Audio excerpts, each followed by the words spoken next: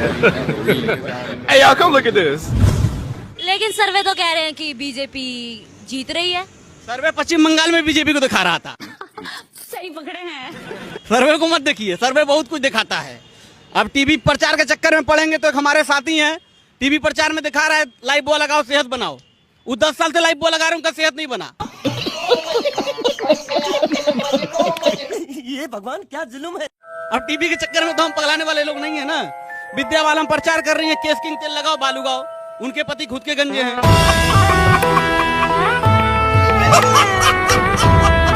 आप तो एकदम राइमिंग बोल गए भैया जी।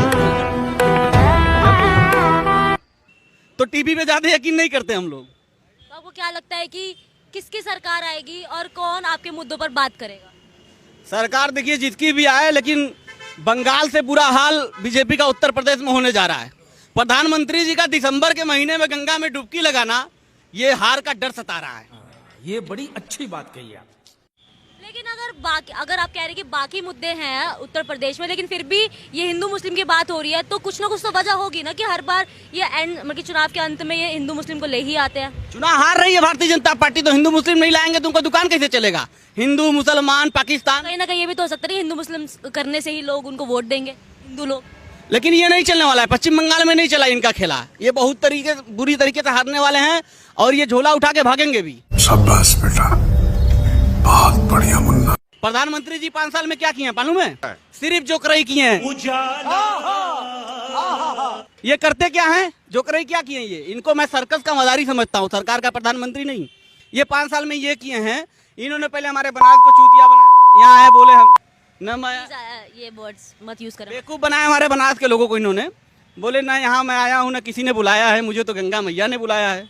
हमारे बनास के बेवकूफ बनाकर ये राजस्थान के चुनाव में चले गए।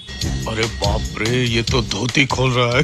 कहे हमारे राजस्थानी भाइयों बहनों, आपसे और पुराना हमारा नाता इसलिए कि मैं ऊँट यहीं चराने आता था।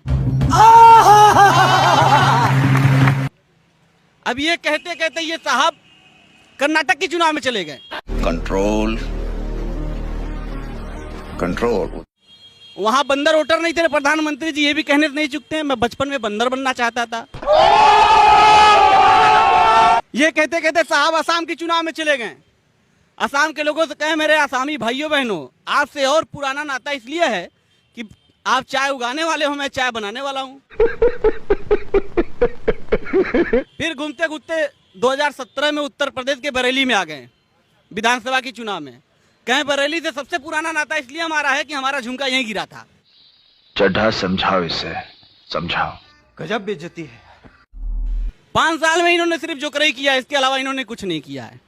ये नंबर 1 के जोकर है प्रधानमंत्री जी। अब बताइए, सरकारी पैसा से आप 5-5 ड्रेस दिन भर में बदलना किसका पैसा है? गुजरात से लेकर आए अपने घर से, चाय बेच के पैसा बनाए थे जो 500 ड्रेस बदले हैं। अरे हम तो फकीर आदमी हैं। हमारे पैसे से ड्रेस बदलना है, हमारे पैसे से घूम रहे हैं। घूम लीजिए, जतिन की सरकार है, उसके बाद तो आपको झोला उठाना है, चले ही जाए।